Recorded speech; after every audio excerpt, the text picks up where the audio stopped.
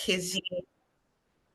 Hi, everyone. Good evening. My name is 𝐂𝐎𝐍𝐍𝐄𝐂𝐓. I am a business analyst and a product owner here in BlueSky. I was one of you not too long ago. So please feel free to, you know, if you have any questions while I'm doing this intro. It's a very quick intro on business analysis, just to give you an idea of what the topic is. And I'll touch on one of the key aspects of business analysis, because apart from the theory, we also want to give you a taste of the practical. So I'll touch very briefly on one of the key areas of business analysis within this time that we have. I'm going to go really fast.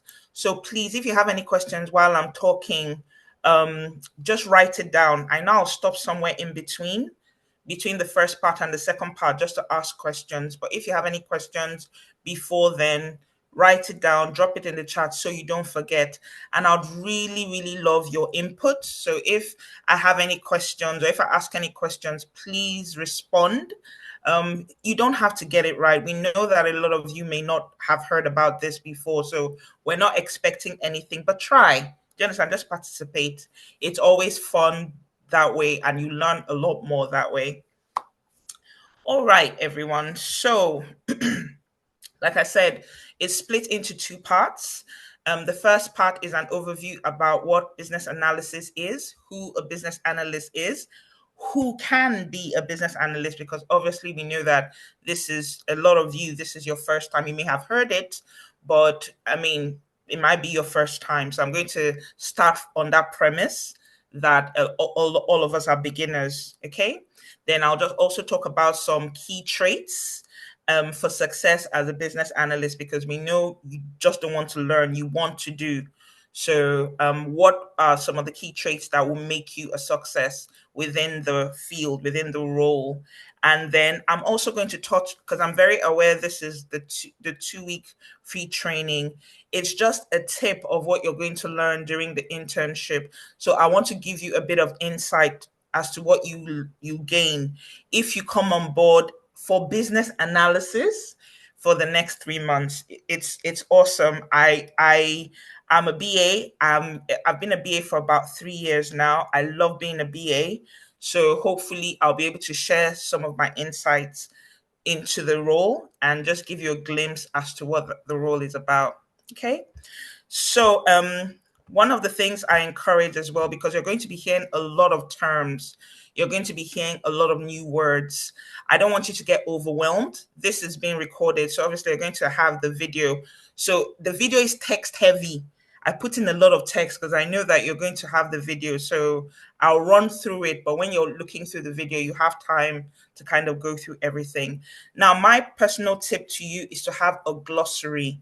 It's actually a document, a business document, a glossary, but for purposes of this and other classes, you can just call it a jargon buster. If you just hear anything you haven't heard before, make a note of it.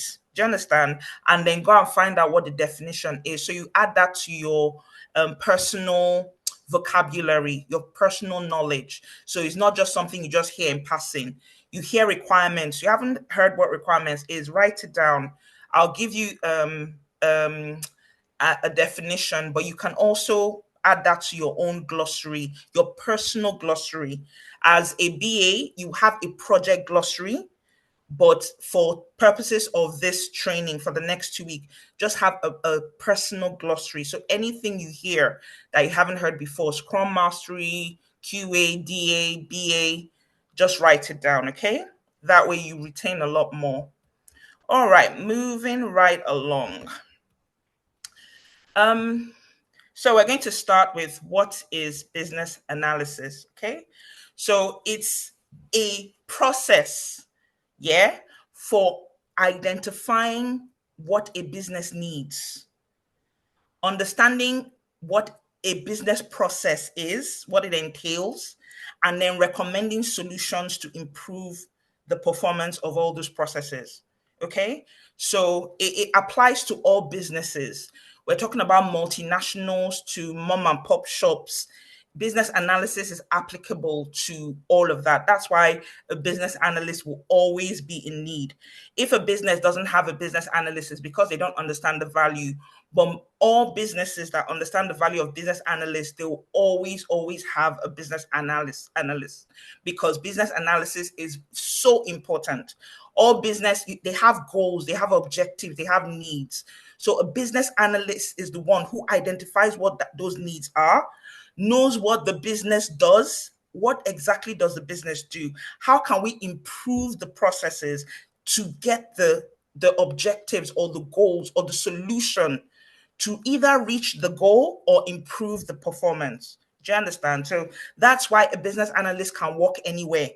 You don't have to have domain knowledge. You don't have to understand the industry before you go in as a business analyst. You can go into finance, you can go into healthcare, because the process of business analysis itself will help you do your job. And for everything you need to do as a business for business analysis, there are skills, there are techniques, there are competencies, there are things that have been laid out, processes that we use to do our job. So no one's just going to put you there and just tell you just go and do what you need to do. For everything you're supposed to do, there is a skill that will help you achieve that goal. So that's why we're always bold as business analysts. We can go anywhere into any business because we know how to get the most of what we're doing there. So the purpose of business analysis, like I said, all businesses have business needs. They have issues, they have problems, they have objectives, they have goals, they have targets. So as a business analyst, we identify what those needs are. Do you understand? And then we now define and analyze the requirements needed for change. Okay, let me give you an example, right? You have a personal example. At the start of a new year, you say, okay, this is my new year. I have a new goal. I want to make more money or start a new job or lose weight or travel. You have your business goals, your goals, personal goals, right? Once you've identified what it is, maybe it's travel, you want to travel to a new country or something, or for a vacation, then that's your goal. How do you get there? What country do you want to go to? How much do you need? How much time do you need to go and see all the different tourist sites in the country? Where are you going to stay? How much are you going to spend when you get there? When are you going to come back? All these things are requirements to get you to where you want. Your goal is to travel. You know what your need is personally. So everything you do is in service to that need. You identify all the things that you're going to need to be able to achieve that goal you have. It's the same as a business.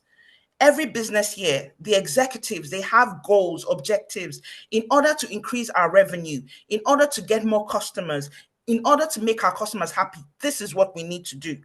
Once they have those business needs or business goals, then a BA is able to find out what are the requirements we need to meet that goal. Do you understand? So, and then once you do that, then you can now propose solutions to say, in order to achieve this goal, these are solutions you're going to need. Okay. We call BAs a gap, we say BAs bridge the gap, because a lot of those solutions need IT systems or applications, right?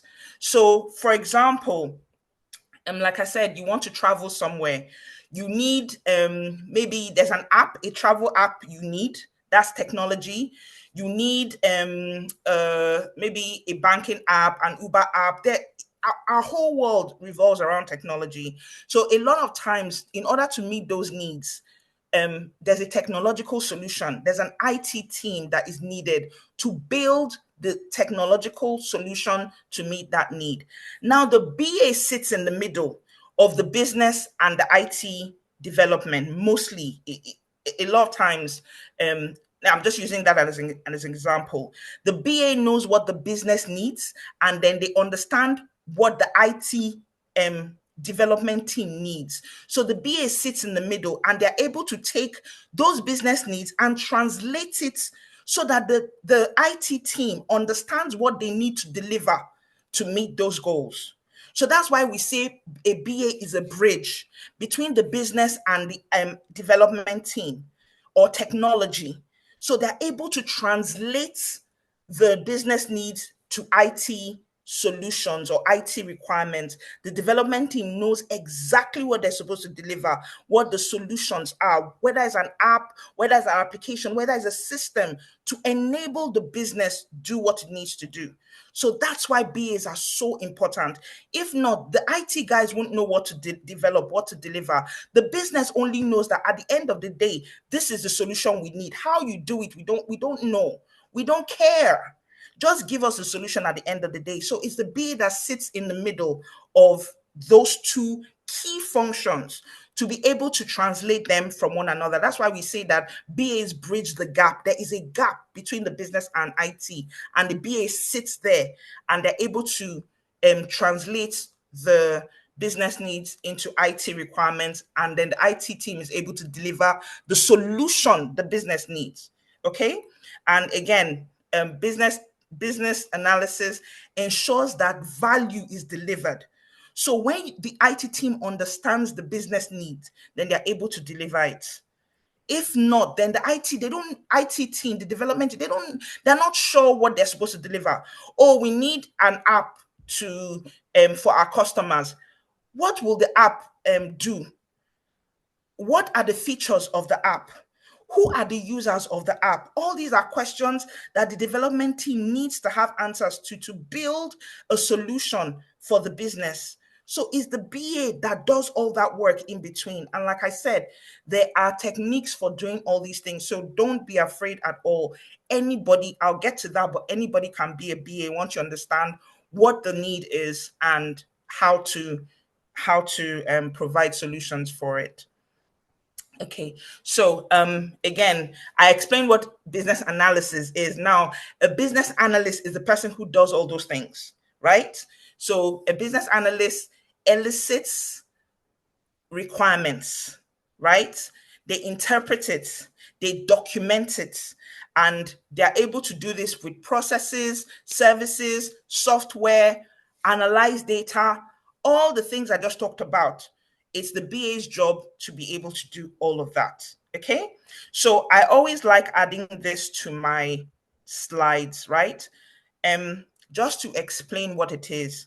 Within the UK and a lot of Europe, the governing body for business analysis and most IT roles is the British Computer Society, BCS, right? Their definition of a BA is a professional who facilitates change within an organization by identifying the business need, analyzing the processes, and defining the requirements. I'll try and break that down for you a bit later during the course. Now, within the US, Canada, and a lot of North America, the governing body for business analysis specifically is called the IIBA, and they define a business analyst as an individual who performs business analysis to help organizations identify and solve business problems. I love the IIBA's definition because if you look at what it says anybody, any individual who performs business analysis is a business analyst. It doesn't matter what your title is. It doesn't matter what your job role. You can be a medical doctor. If you perform business analysis to help an organization identify and solve its business problem, the IIBA considers you to be a business analyst. So this is great news when we talk about how you can transform your experience. You may have had experience in accountancy, law, retail. You're able to transform the skills or the tasks or activities you've done previously that are business analysis tasks. You're able to transform them to your CV and say, yes, I may have a different title, but I was performing business analysis tasks. And by the definition of the IIBA, I'm a business analyst. Okay. So that really helps with knowing that anybody can be a business analyst. All right, we've done this, but just to buttress what I said, a business analyst is a change manager, right?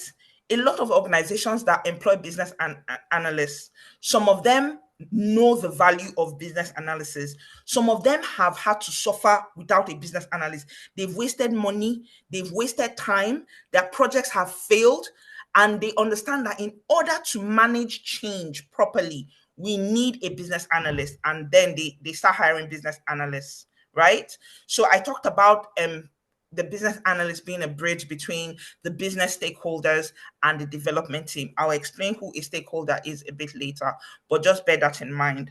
Now, a business analyst has to understand the business processes. Every business has its process. There's a way a business does what they do. Everybody, just like you, think about yourself in the morning. There's a way you wake up in the morning. There's a way you get ready. Some people keep get their clothes for the next day ready the day before. Some others wake up in the morning, you have your shower, you get dressed, you have breakfast, maybe get your kids ready.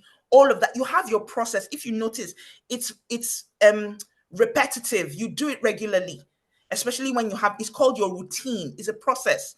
Once you go out of the door, you already have maybe the train you go to, or maybe the bus, or maybe you drive.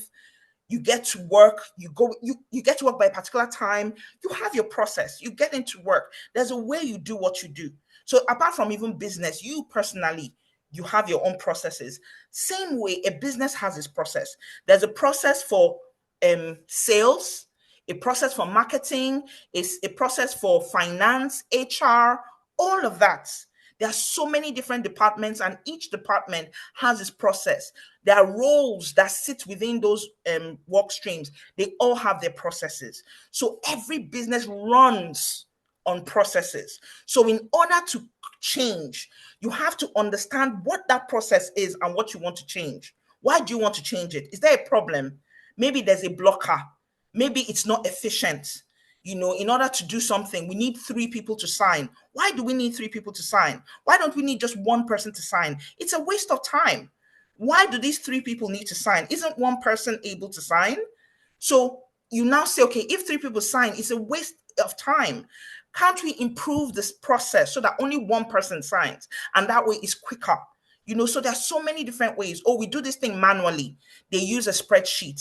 Can't we automate this process so we don't have to waste time putting things in, and there's human error. You're typing something, you make a mistake. If it's automated, it reduces the chance of human error. Everything goes quickly. That's a process you want to improve.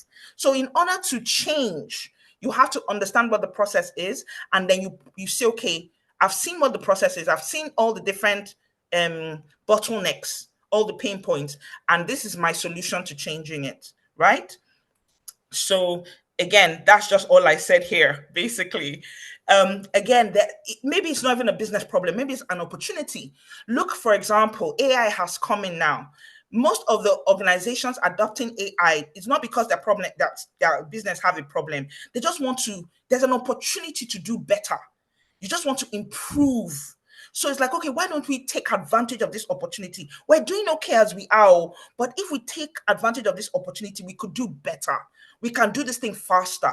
We can work better. So it's not always that it's a pain point or a bottleneck. It may be an opportunity to improve, to do better. So you look at the process and you're like, you guys are doing okay, no problem. But if you did this, added A, B, C, D, you could actually do this a lot better. And you're able to obviously save time, save money, all of that, right? So again, I talked about bridging the gap. I will skip that because I've understood, I've explained what that is. Very important. And I've also talked about change management. A lot of times, okay, let me tell you another reason why a BA is a good change manager. Okay, some people like what they do. They like their routine. So someone says, oh, we want to change. Maybe they are used to working in Excel manually. And someone says, okay, we want to introduce an application where you don't have to type this thing in Excel and type it here and type it. It will just automate the whole thing for you. And they're like, why now? Why are you coming to come and mess up, put sand in my gari? What's wrong with you? I like what I'm doing. So you have to explain why that change is beneficial. It's like, see all the time you spend on this thing.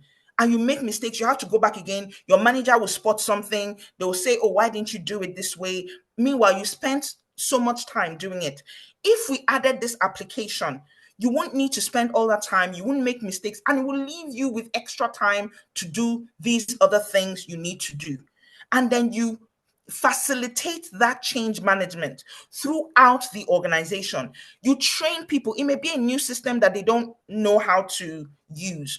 So you're not going to be the one to train, but you're going to say, these people need training because we're bringing in a new system they haven't used before. So we need to make sure that they're properly trained, they understand the benefit, and they're properly trained on how to use it.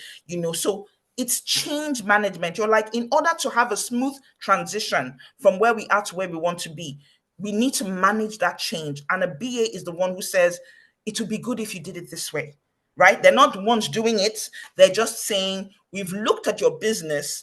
These are the problems. These are the opportunities. These are the ways we can make change easier. Okay. So who can be a BA, right? Anybody can be a BA. See, the question is, who can be a BA? Anybody can. Should everyone be a BA? If you like what a BA does, then you can train to do it. It's not rocket science.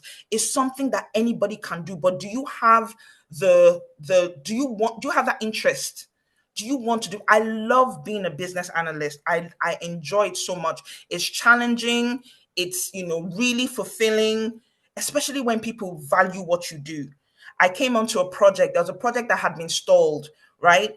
It's a project. It's not even a project. I like calling it a work piece because it's literally just me. There's no project manager. There's nobody. It's just they're just like, we need a BA here.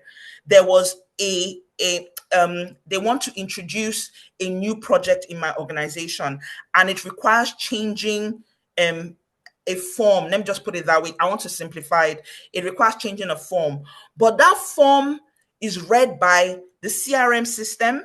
It's read by the data warehouse system. Is read by a lot of different units and departments. That form originates from one place and has to from one system and has to speak to like 2 or 3 other systems that have their own development teams. So when they realized that they needed to coordinate it, everyone's like, who is going to do that? I'm not going to do it. It's not my job. So that task just stalled. And they were like, we need this thing. It's a product. It's really good. It'll bring in business. Let's put in a BA. So they brought me in. They showed me what the requirements are. Big mistake. I found out that the requirements, it needed work, but I won't go into all of that. But I was like, okay, so who are the people involved? Oh, you need this particular team and this team and this team and this team. So I had to understand what the ask was. What were we trying to achieve? And then get all the teams together and say, okay, fine. This is where we are. This is what we want to achieve, and this is where we stopped because obviously we needed coordination with all these different work streams. How can we move forward? And then people start talking. Okay, I need you to do this, and I need you to do that. Okay, fine. Who needs to do what first? Because there's a dependency. I can't do my work unless you do your work. I can't do my work unless you do your work. Okay, make sure you don't break anything. Oh, don't change anything in my system. My system works really well. Don't code something and then my system will not be working well either. So these are all the concerns that everyone had to listen to everybody and then say, okay, these are the requirements. This is the process. You do your own work, and then you do your own work. I'm not the one doing anything. I don't know how to code. I don't know how to develop. I don't know how the systems work. I just listen to them. I was like, okay, you need for this person to do the work first. And I wrote down the process. And everyone's like, oh my God, thank you so much. This thing has been stalled since March. No one's been doing anything. You just came in, and then now you're like, okay, we need to meet. We need a working group. That's basically what you do as a BA. What is the problem? What are we trying to achieve? How can we do it? So people that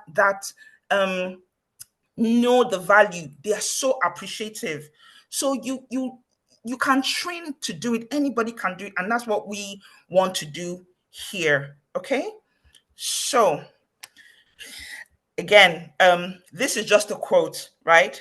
It says a BA the skill, yeah, the ability to think logically and break down complex problems is key for a business analyst. You come in and people are just talking, and you're like, hold on. Can we just simplify this thing? Can we break it down? All of you are tech whizzes. Me, I don't understand all this technology you are talking about. Can we simplify it in the simplest language? Talk to me like I don't know anything, because I don't. And then they will start simplifying it and breaking it down, or maybe they will talk about it, and then you now break it down. They're like, yes, that's it. That's what we've been trying to say. Simple. You just see a complex problem and you break it down. Don't worry. There are skills on how to do this. I didn't know how to do it either. I had to learn, and that's what we're going to teach you. Okay. So these are some of the key traits. Remember, I said anybody can be a BA, but do you have the interest? So these are some of the traits you need for success as a business analyst. Do you enjoy writing? We document things a lot. We just put things down. Someone says, this is what I need, you write it down. This is what I need, you write it down. That's it. People are always talking, but you're like, okay, let's write this thing down so we can refer to it later and use it to work. Okay, so we write. We like problem solving. They put you in the middle of somewhere and everybody's just, and you're like, chill, you guys just chill. Can we just take it one by one? And then by the time everyone talks, you're like, oh, this thing is easy now. Why don't we do it A, B, C, D, A, B, C? They're like, oh, really? Just problem solving. Yeah. And the thing that makes you a good BA is because a lot of times when you come into the domain, you don't know anything about the domain. So in order to understand it, they have to simplify it for you. So once they simplify it for you, you document it, and everyone says, oh, this thing is so simple. Meanwhile, they're the ones that simplified it for you, but they don't remember. They're just because they're experts in their world. We call them subject matter experts. They know their job in and out. You're just coming in to say, listen, I don't know all these technical things. Remember our glossary, our jargon buster. People are talking in so many tech words. You're like, okay, what does this mean? What does this mean? What? And they'll always answer your question. BAs, we ask questions all the. They know. We ask questions all the time. We're always, what does this mean? Okay, what does this other thing mean? And people expect it and they'll answer you. And when they do, you write it down and you use that to problem solve. Okay. Again, we love communicating in clear terms. So no jargon. You take the business needs and you simplify it so that the IT guys understand what you're talking about. You take the IT jargon and you simplify it so the business understands what you're talking about. So very simple language, because you're talking to people from different fields. The health, the HR guys, they have their own jargon. The IT guys have their own jargon. The finance guys have their own jargon. For everybody to understand each other, we have to simplify it. We're not going to use finance jargon or HR jargon. We'll just simplify it. Or even if we use acronyms, we'll explain what we mean. When we say this thing, oh, this is what we mean. Break it down in clear terms. Everyone understands. That's why people love BAs, because they're like, you guys make things so easy. And that's what we do. We just explain things in very clear terms. We need to negotiate, because again, you're dealing with they're called stakeholders, people that have an interest in your project. So, but their interests are different. What one person wants is not what another person wants. Remember the example I gave you. They all have their own needs. So you have to negotiate. You have to say, okay, guys, I know we all need things, but won't it be better if we did A, B, C, D? And everyone says, okay, why? It's like, okay, this is the reason why. We had a meeting today, with the project manager. The project manager of another project I was working on had a meeting earlier in the week. And she just sent a message to me. I was like, Uzo, I have messed up. I have just, I had a meeting with this particular group of stakeholders and they were just talking to me. I told them their unit was out of scope. They were not going to be involved in the application we're bringing in. And they got upset. They were like, why are we not involved? The business analyst told us we're going to be involved. What are you saying? She just came back to me. She's like, Uzo, I'm so sorry. I made a mistake. I bumped it all up. What did I do? I'm like, don't worry. It's fine. I'll have a meeting with all these stakeholders so we can, explain to them. I set up the meeting, brought the people she had the meeting with, brought the project manager, brought the project sponsor, brought the business guys. I did not have the answer, But I knew that if I have all these people in the room, any question that group has, the business will be able to answer. The thing the project manager did is that she went on her own steam to go and answer it. Me as a BA, I already know that I don't know the answer to your question. So I'm just going to put the right people in the room.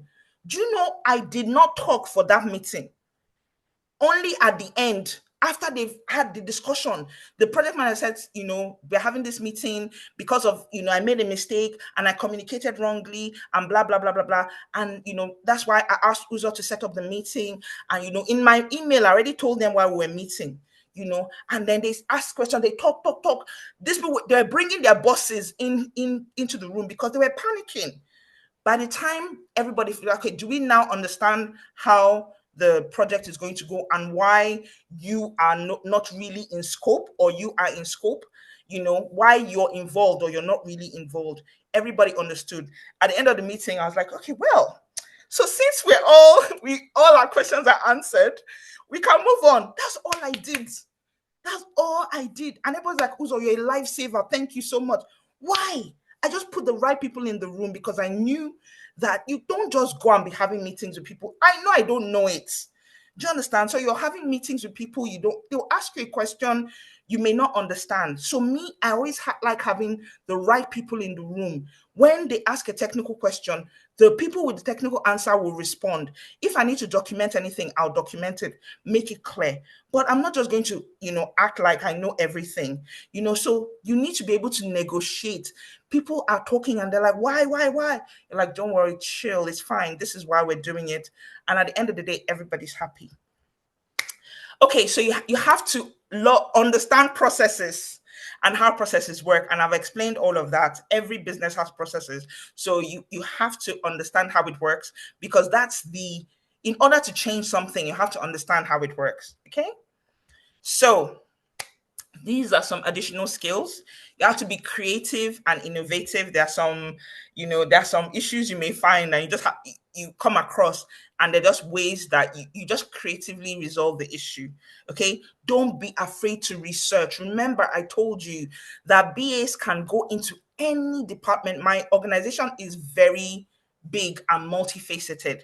I came into the unit I'm working in December, so I've just been there for 9 months, and all of that. So I'm still learning about all the different facets, all the services we provide. There's so much to learn. So I need to be able to research the organization, or research the application that we're working on, or research. Once you come into a project, you just start researching. They could give you some documents and then you can, learn that way, or you can do your own research, but don't be afraid to research. We're going to tell you a lot of different skills here. Don't just say, oh, this is all they've told us. Go and do your own research. Go and learn how to research. If you like researching, you like learning new things, being a BA is going to be fantastic for you. Okay. So again, investigating the root cause of a problem. Sometimes someone tells you there's a problem. It may not be the thing they say that is the problem. It may be something else. So you may need to ask questions, delve deep to find out what is the real cause of this issue. Once you solve the root cause, then everything else will get sorted. We'll explain all of that. There's, again, like I told you, there's nothing we say you need to do here as a BA that we don't have techniques or skills to do it. So for something like this, investigating the root cause of a problem, there's root cause analysis. Yeah, there's so many different things on how to do all of that. Don't be afraid of change. That we are change managers, where we that's what we do.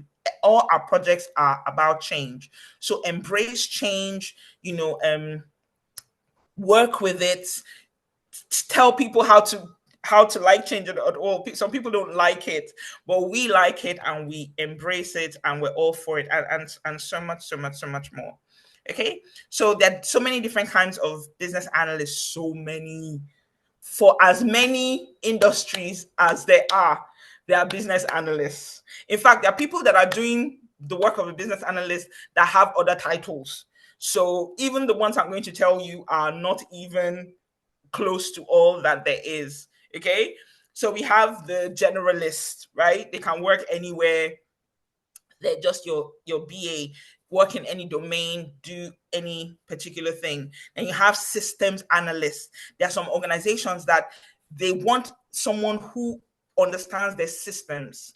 So that analyst works for the systems. There's IT analyst, there's AI analyst, there's so many, trust me. There data change analyst, financial business analyst, solutions, business and agile business analyst. In the same organization, I've been an IT BA, I've been a business systems BA, I'm now a change BA. Like in the same organization, and that's not even all there is. There's so many others. There's an agile BA, there's so many of them, so digital requirements. I remember I said that I'm a BA and a product owner. In some organizations, they don't have both. Some organizations have both. Some don't have both. So the product owner does the work of a BA, right? There's a functional BA, there are consultants, there's so many of them. Trust me. That's why they say the market is saturated. They don't know how to look for jobs. The market, there's always roles for a BA. There's always roles for a BA. If you want to stick to only one, maybe there are seasons when they're recruiting. But if you are flexible and you want to, there are many different skills you can use. You can trust me when I say there are always roles for a BA. Always, right? So, which industries hire BAs, right? All of them. If it's a business, then there's a role for a business analyst. Not every business has wants or uses business analysts, but most of the time. I have a friend who she's a BA in a law firm. She's literally one of the top law firms in the UK. She's a BA in a law firm. I mean, so if it's a business, then a business analyst can work there, which is one of the things I love about being a BA. You don't have to get stuck in one industry. Do you like finance? You can work there. Do you like healthcare, government, whatever, IT, technology, what AI? You can work there. If it's a business, you can work there. Okay. And that's why your previous experience is not a throwaway. You can use it to get the job you want. So these are lists and lists and lists of as many. Obviously, it's not exhaustive. There's so many organizations you can work with. If it's a business, then you can work there, right? So don't believe this thing about, oh, there are too many BAs saturated. Ugh.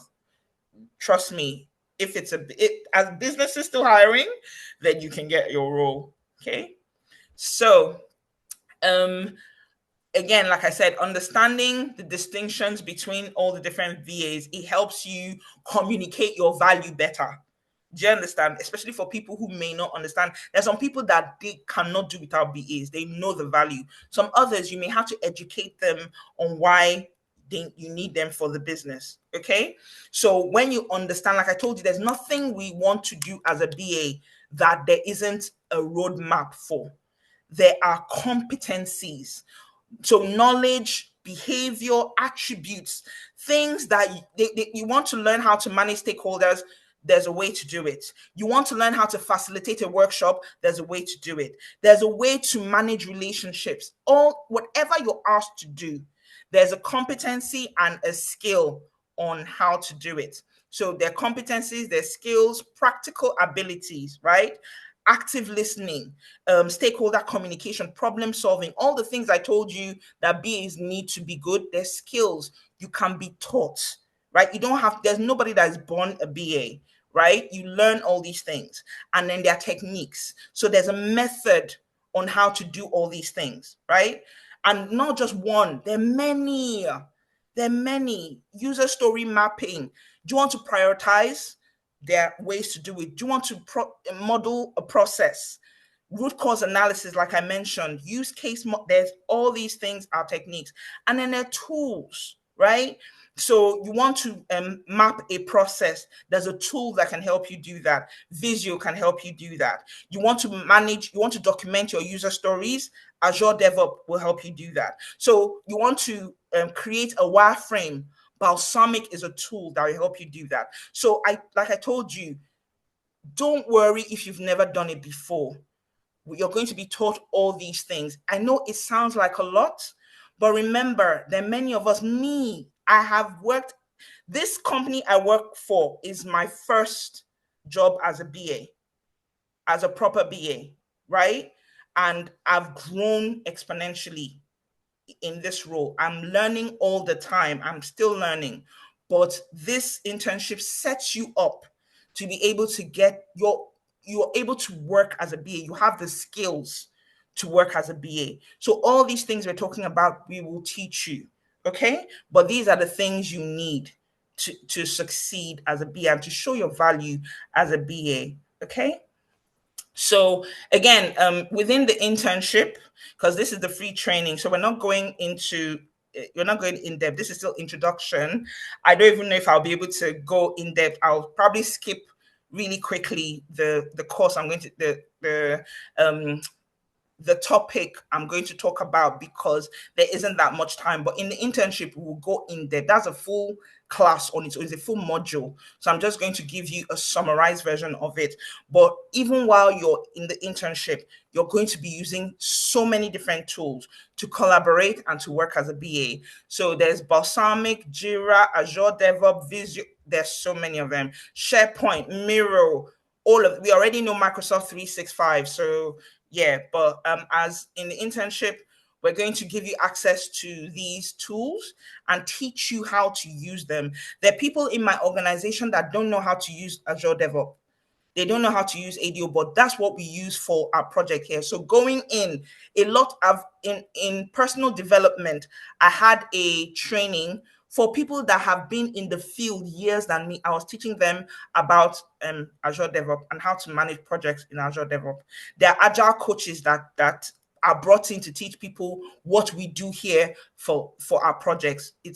Our projects are they use the agile framework. We use Scrum, like you were told earlier. So people don't know how to use Scrum. They're used to waterfall. Meanwhile, that's what we were taught on. So I can do agile. I can deliver a project using agile in my sleep. Yeah, so I don't have to be taught. I'm actually helping other people. So that's what we do here. Okay, so these are some of the tools, and then some others you go and learn yourself. Remember, research is your friend. Don't be afraid to research. So these are just some of the tools. Many of them are paid. Many of them are expensive. The ones we use here are Azure DevOps, top of the line, Microsoft Visio, top of the line, Microsoft. But there are other tools that you can use. Miro, you can use it for process mapping as well. There's a free version and a paid version. Figma, same thing. Lucidchart, free version, paid version. So if you can't, at the time, you can't afford, or I can't pay for the license, it's fine. There are free options you can use to still do the same thing. Okay, so don't let that stop you at all. So just very quickly, at the end of your again, this is the free course, but again, I like talking about this here because a lot of times I was very frustrated when I was trying to learn to be a BA because people just talk to you about being a BA. Okay, let's go in depth now. Nobody was able to do that. So I love this internship because we were able to go in depth. By the time I finished the 3 months, I got my job. I was able to get my job, my first job as a BA. So the things you're going to learn, I'm just going to touch about requirements elicitation very briefly here, but it's a full class on its own, a 2-hour class. And you not only learn it, you do it, right? During the 3 months, you actually do requirements elicitation, management, engineering, all of that, business process improvement, stakeholder management, documentation, all of this, user acceptance testing, gap analysis. Yes. So, and then, like I said, we work within the Agile framework. So our courses are delivered using the Agile framework. You learn about professionalism. Many of you were, I know I was listening in, and then Deji was like, don't call me Mr. Deji, or call me sir, call me Deji, because in one of the workshops we had, the CEO, my organization is a multinational. So we have branches in different parts of the world. The group CEO came in for something, and I walked up to him. I was like, "Hi, Carlos, how's everything?" Older man, me, I'm just a BA for 2 years. Walked up to him and we had a discussion. Called him Carlos. I didn't call him Mr. His last name. My line managers, everybody, you call them by their first name, young, old, whether they're coming from university or whether they have gray hair. It doesn't matter. First name. How do you interact with people? How do you talk to people? That's professionalism. So once you get into that environment, you're not like a fish out of water, right? Okay, so again, I highlighted research because that's one of the things we do here is very important. So these are just some of the things you gain at the end of the internship. Okay, I wanted to add this particular thing because now we're all talking about AI and we've been able to incorporate AI in our work as BAs. So AI does not do the work for you as a BA. It's an enabler. It's your assistant. It helps you. You need to understand what a BA does, and you use artificial intelligence to help you make you more effective, more productive. It summarizes work for you. It gives you ideas, gives you insight, but you always have to check and approve its work. Your AI can never be the last thing. You have to be the one to check it and make sure it's done properly. But you can't do that if you don't know it. So you have to understand the skills first, the competencies, and then AI will help you, right? There's this thing about, oh, will AI replace people? No, you will not be replaced by AI, but you'll be replaced by someone who knows how to use AI for their work, right? So it's important that you learn how to do it. So again, I've just said all of that. It's your assistant, it's your enabler. Make sure you check the output. Don't share confidential information on AI. It's public, and most organizations, their data is sensitive, right? There's data protection and all of that. So please, whatever you do, don't share confidential information on any public tools. Most companies that have AI assistants have it within their firewalls. So it's not the same way they protect all their documents, they protect their AI assistant as well. So start small and learn. But AI is awesome. We're also going to talk to you about how to use AI when you're learning, when you're job searching, interview prep. All of that is really very helpful, fantastically helpful. But you have to understand the work first. It's just like calculus. If you don't know how to understand calculus and you tell the thing to give you a calculus equation, how do you know that it's correct? You don't know. You can't check it. But when you know, then you can check it and approve it, and yeah, you can enjoy it. So salary range of a BA.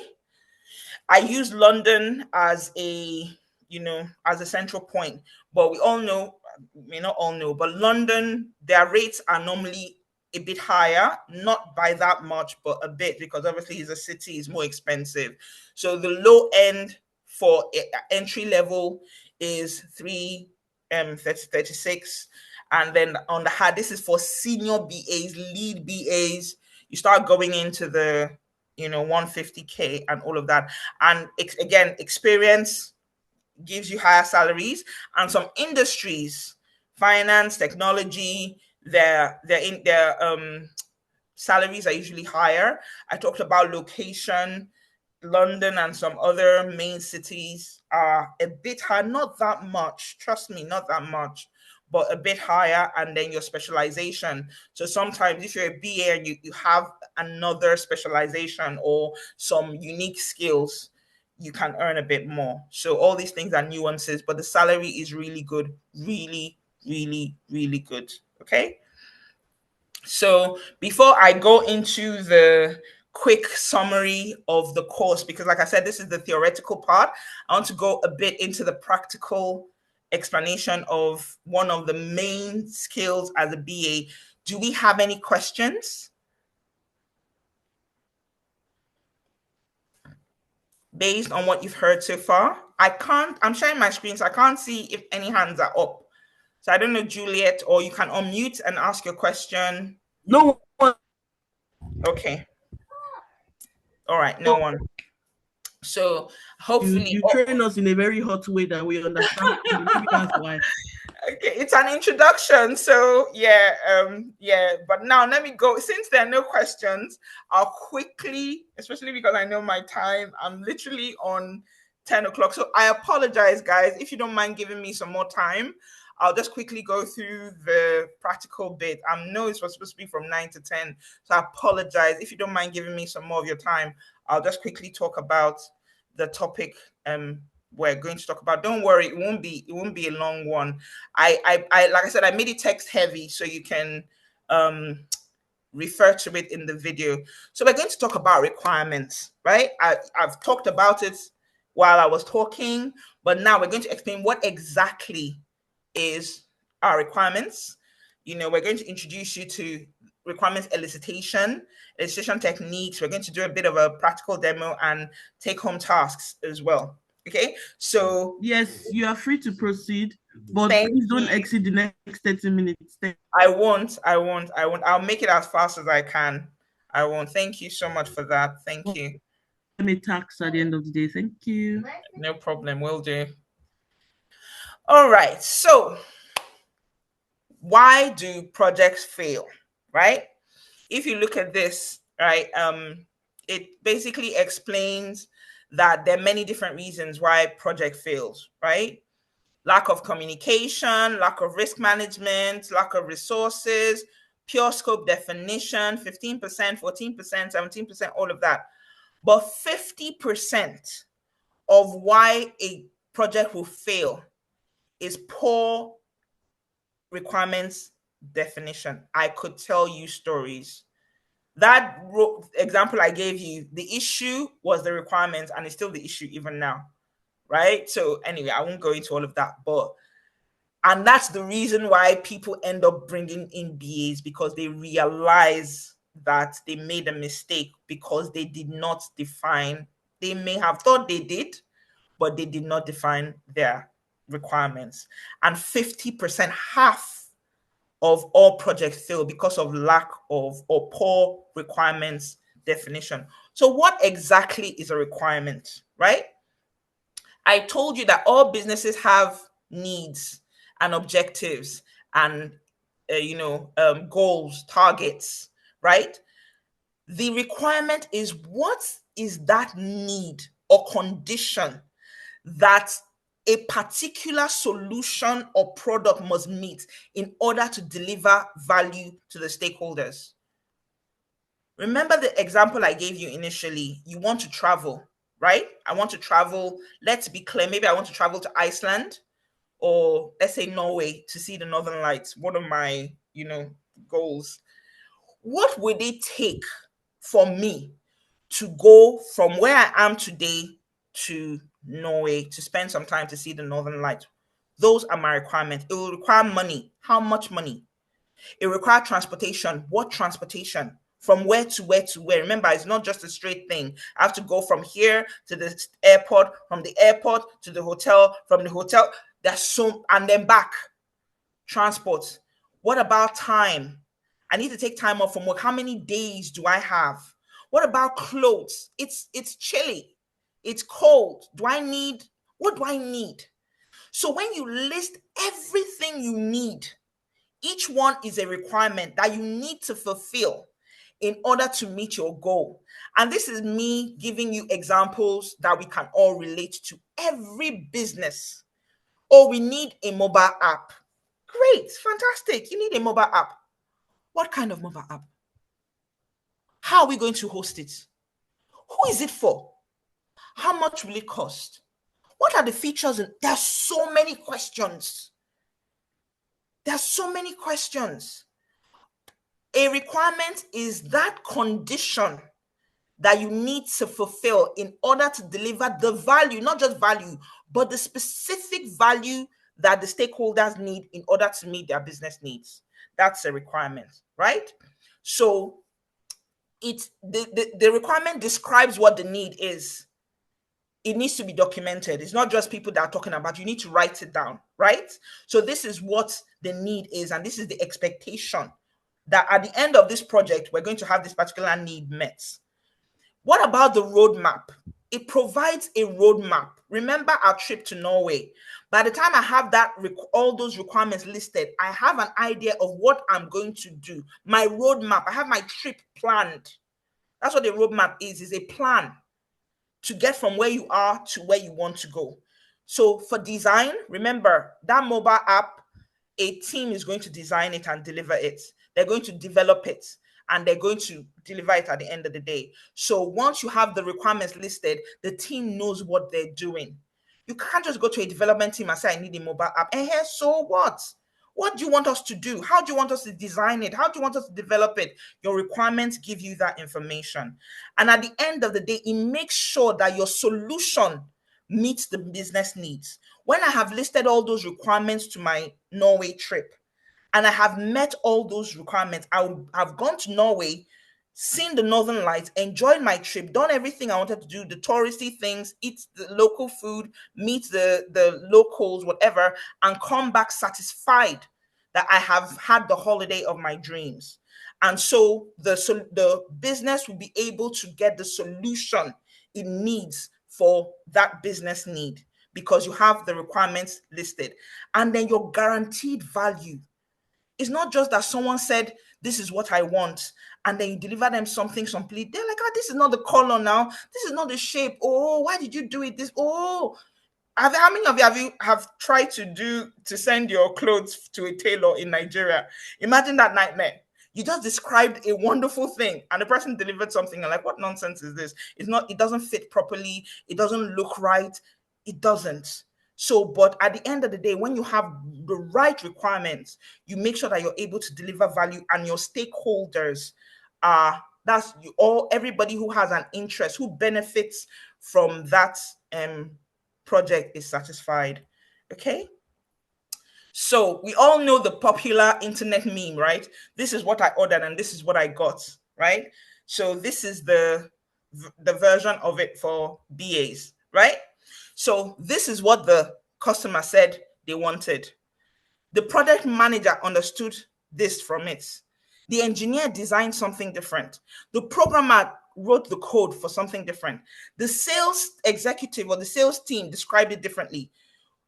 Who documented it? Nobody. There was no documentation about it. Operations, when it was time to install, this is what they installed. When it was time to build the customer, they built him for this other one. The help desk was supposed to support it. This is how they supported it. But what the customer really needed was this. So this is just what a lot of projects go through because they don't have a BA to properly document. If you notice, the documented version is empty. There was no documentation. Everybody was describing and understanding and designing. That nobody was documenting what the requirements were. Nobody. And so everything is different. Each person did something different. The BA is able to document it and align everything with everybody. Make sure that the project leader understands this is what we're doing. No, engineer, this is what you're designing. Programmer, this thing, if you program anything different, you're on your own. This is what we're doing. Sales team, this is what we're selling. Everybody understands because there is one single source of truth that has been documented by the BA to say, this is what the customer wants. And you go to the customer and say, shey, this is what you want to, before you even start telling all the other people. And they say, yes, this is what I need. Or change it here, change it here, change it here. Okay, finally, this is what I need. And that's what you used to work. At the end of the day, everybody's happy. But if you don't do it, then there is chaos. So you don't want that. Okay? So there's so many different kinds of requirements, right? They are grouped into four main parts.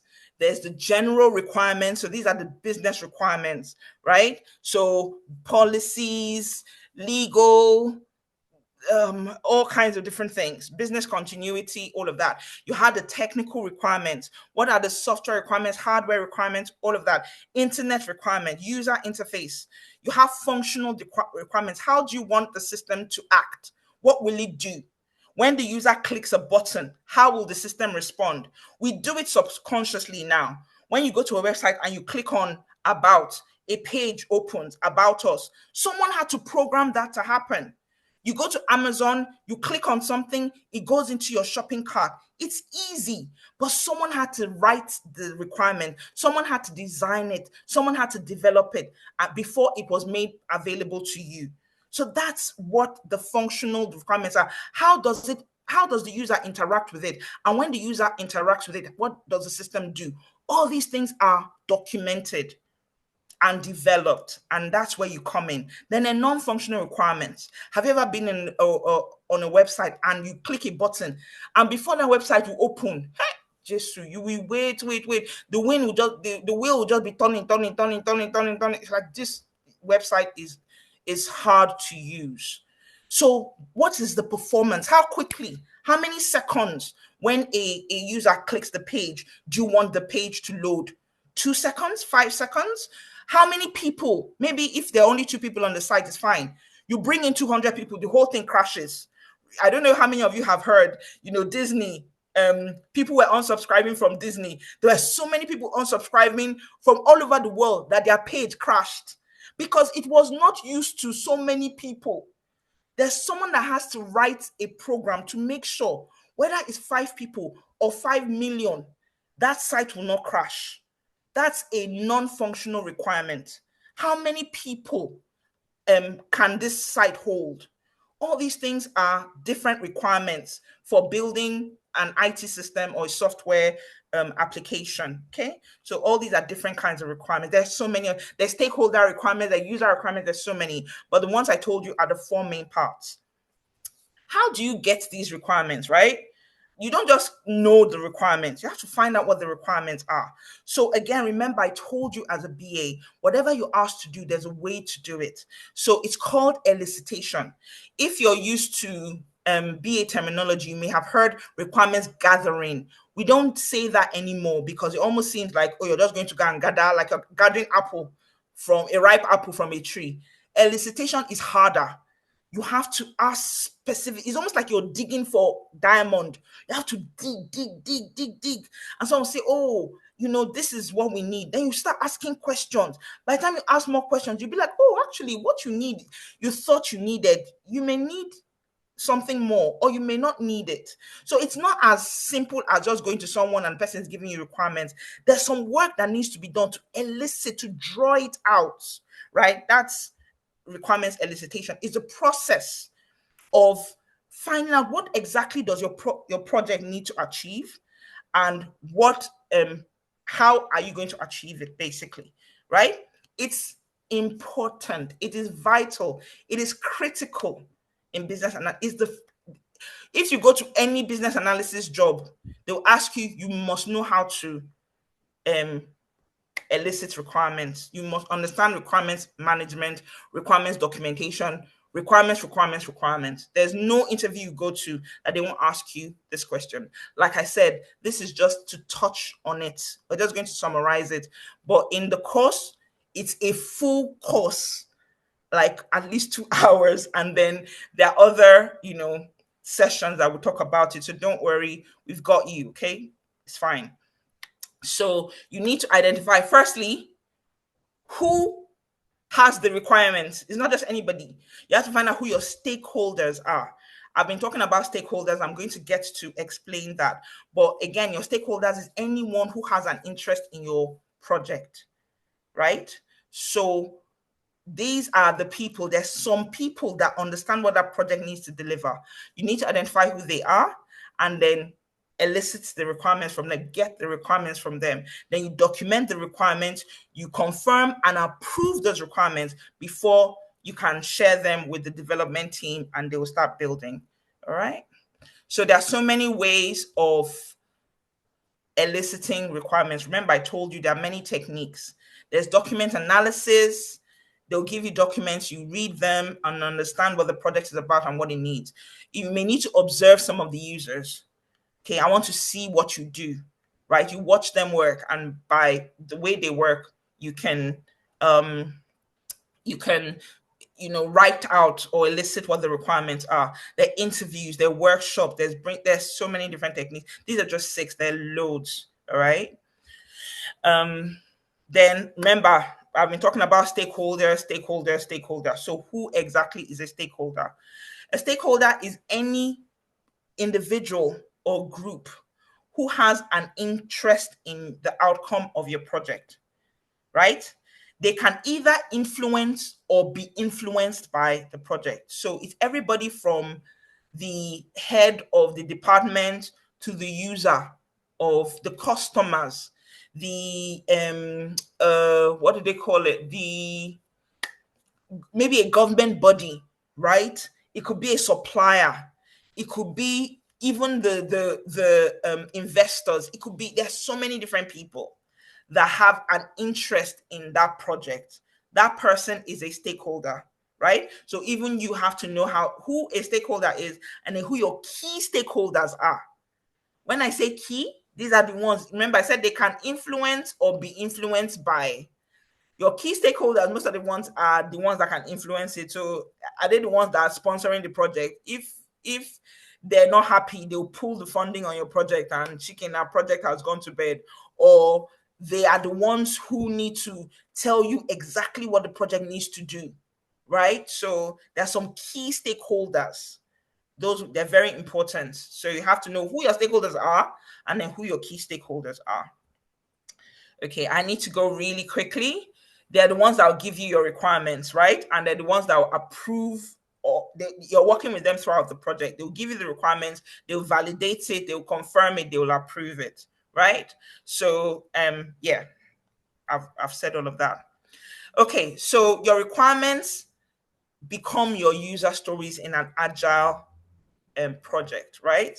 Once you have your requirements, you create user stories. We're going to, I apologize, I'm going really quickly and I'm throwing out concepts to you, but um, these are some of the things you need to know as a BA, and we're going to break it down for you as well. So user stories, you can turn your requirements into user stories.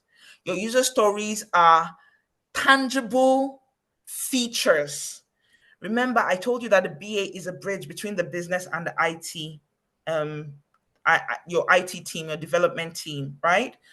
In order for the developers to develop those solutions, they need to understand how it works. And so you turn your requirements into user stories, right?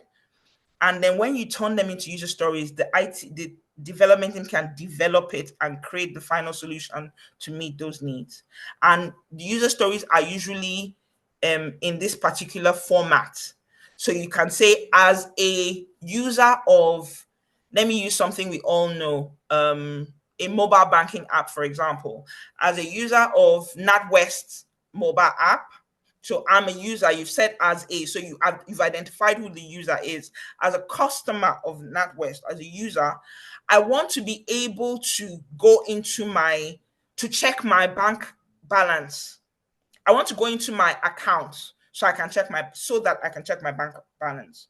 So you identify who the user is, what the user wants to achieve, and the outcome. Do you understand? So that's how you turn requirements into user stories, right? It's usually in this cadence. Who is the user? What do they want to achieve? And what's the benefit? It makes it clear. It makes it easy for people to use. Okay. I'm just going to go really quickly. An example of a user of a requirement. This is an exercise we normally do, but we don't have time. So I'll just run through it really quickly. So think of this scenario, right? So you have a family of six. You have the father, the mother, four children. You have a 16-year-old son, a 13-year-old daughter, and 2-year-old twins. They're all looking to purchase a car and they want to take advantage of the government's scheme. So, and they're saying this car that we purchased, after a year, we're going to give it to our 16-year-old son and get another one for the rest of the family. So this is the scenario. From this scenario, who are your stakeholders? What are the requirements and what are the user stories? This is all you need. From this, you can identify who the stakeholders are. Already, remember I told you a stakeholder is anybody who has an interest in the outcome of that project. So if you read this scenario, you can identify all the people that have an interest. This thing will affect them in one way or the other. They will use it in one way or the other, or they can be influenced by it in one way or the other. Okay, so if you look at this, when you watch this video, please take the time to go through this exercise. We're not able to go through it here. Okay. And again, we're not able to do the demo, so I'll just run through that really quickly. So we have a task, okay, based on this very, very summarized topic. But don't worry, what the task is, you're able to do it. It's nothing important at all. If you watch this recording over again, you will be able to do it. So it's not hard at all. But when you come on board, hopefully you come on board for business analysis, and we'll talk, we'll take these things in depth. We'll break it down, very, very properly, show you how these things are done, and then walk you through doing them on the actual project, because you're going to write requirements, you're going to elicit requirements, you're going to document them, you're going to write user stories for the project you're working on. So the take-home task for this week is, I'm going to share it with you. I'm back again next week. So by the time I come again next week, I hope we have time, but I'd really like for one or two people, maybe one if we don't have time, or two if we have, you share your screen and talk me through what you've done. It doesn't have to be perfect, it doesn't have to be right, just try it. You can't learn anything without doing. So this is a very practical course, so take the time and do the task, and then when we come again next week, um you can share your screen, one or two people, and we can talk through what you've done, and I'll give you pointers on how to make it better. So your take home task is this, right? A local grocery store like Tesco Express is launching an online ordering and delivery service to address the growing need for convenient shopping. The platform they are designing should allow the store's customers to browse through its inventory, place orders, and schedule deliveries using a very user friendly, easy to use, mobile responsive interface. Okay? The leadership team of Tesco Express wants the service to be user friendly, secure, scalable. So scalable is, even if we start with 100, we should be able to move to 1,000, 10,000. So we should be able to grow. We should be able to scale easily, and the performance will be evaluated after 3 months. So this is your task, right? Your task is identify who the stakeholders are using what I just taught you. Highlight what some of the requirements are using what I've just taught you, and try your hand at writing the user stories. Remember what I told you the user stories are: as a, I want, so that. Use that format, and then change the requirements you've identified into user stories, right? And then your bonus task is going back to part one of what we talked about, right? So I know I mentioned creating your glossary. So create a glossary, and you can show me what you've learned, not just for business analysis. You've had videos on software testing, data analysis, Scrum, all the new terms you've learned. Put it in your glossary. What is the term? What is the definition? Make it as professional as you can. Go online, look for some professional templates, and start populating it on the things you're learning, the new terms you've learned watching all these videos. And you can share it with us next week, okay? With me. Like I said, one person can share the first one, the other person can share the second one. So, having 6 minutes to spare, I think that's all for me. Any questions or answers? We still have some time. I can take your questions and answers if there are any.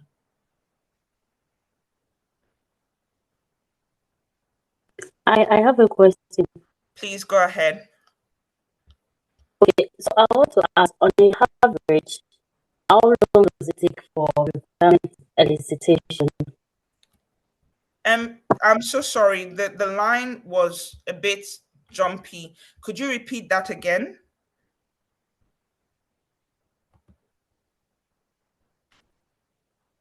You said something about Yeah, elicitation. Go yeah. ahead.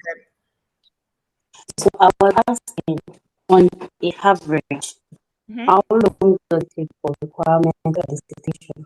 Okay, on an average, how long does requirements elicitation take? That's a fantastic question. Thank you so much. One thing you will learn, right, is that every project is different. Every organization is different. The reason why is because it has different people. Because people are different, every project is different. Every company does things in a different way. So even though there are recommended times for requirements elicitation, there's not one size fits all. So what usually happens is, remember, a project is something that has a definite start and end date. So for most projects, you have a specific time. It could be 3 months, which is the length of your internship. So the project you're working on has a 3-month deadline. Some can be 6 months, some can be more. Usually during a project, it's called a delivery life cycle, because there are many different stages of the project. So you can have the discovery stage, you have the planning stage, you have the implementation stage, you have the delivery. So you have within that timeline, the project is divided into stages. So everybody can go through everything they need, know how much time they need. So based off of that, because requirements elicitation is usually between discovery, not everybody does discovery, but if you're going to do discovery, you usually do requirements elicitation then, or planning. It's usually within those stages, right? Then whatever time is allocated to that, some time has to be allocated for requirements elicitation, because the project cannot start without the requirements. It doesn't matter what you're doing. If you don't know what you're supposed to deliver, you can't start. That's why BAs are so important. Nobody can work, even on your project, once you guys start. Sprint zero, everybody else is getting their charter together. BAs, they've already started the elicitation, because the rest of the team cannot work without any requirements if they don't have user stories. So while there isn't a specific time for requirements elicitation, once your roadmap for the project has been delivered and you know how much time you have for elicitation, within that time, you have to give enough time for requirements elicitation. The BA, in collaboration, a lot of what we do, we don't do by ourselves. We work with stakeholders, we work with our team members, we collaborate. You tell them, this is how much time I need for this particular thing. And that's in a waterfall system. In Agile, it's done iteratively. So in an Agile project, which is what we're going to do here, you actually do elicitation, delivery for each sprint. So for each sprint, you do requirements elicitation. You write your user stories. The project team delivers. 2 week sprint, done. You deliver something. The next sprint, you do elicitation again. The next sprint. So if you have 2 week sprints, maybe you have 6 sprints. Every sprint, you have to have a time for requirements elicitation and writing it down. When you know you have sprint planning coming up, sprint planning is when the user stories are viewed by the whole of the team and committed for development.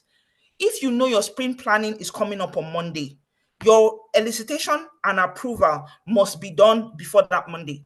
If not, by the time sprint planning comes, the team will not have any stories to work on.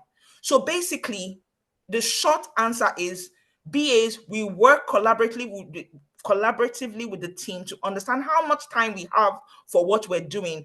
And within that time, we have to deliver. So it's very hard to say it's 2 weeks or 2 months. Remember, I showed you 2 different scenarios.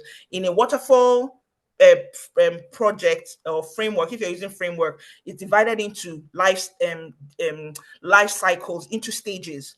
But in an agile project, which is what you're going to be doing, it's divided into sprints. Remember Scrum Master training? So 2 week sprint. Every sprint has requirements elicitation, requirements refinement, requirements approval, and then the team will use those stories, approved stories, to start working. So it's part of your cycle. It's part of the project cycle. Okay, so we determine what time we have, and we make it work. We have to make it work. So I hope that answered your question. But if you come on board, I will be able to show you exactly what we mean. But I hope, I've been able to at least give you an answer to that. And I don't know if anyone else can chip in as well. Grace, did I answer your question? Yes, thank you very much. Oh, you're very welcome. Awesome. Does anyone have any other question? I know I'm just on the mark, 10:30. If there are no other questions, I'm very happy to hand over to allow me to make sure I don't go over my time. Thank you so much. I really appreciate your time. I hope you got value from this, and I hope you enjoyed it. And I really hope, I'll see you in the internship. We have so much to share with you. So thank you so much. Thank you. All right.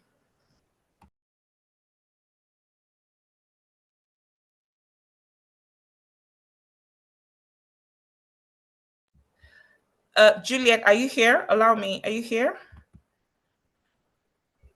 Yes, I am. Oh, thank you. All right, I want to hand over to you guys. Thank you. Thank you. 1 second, please.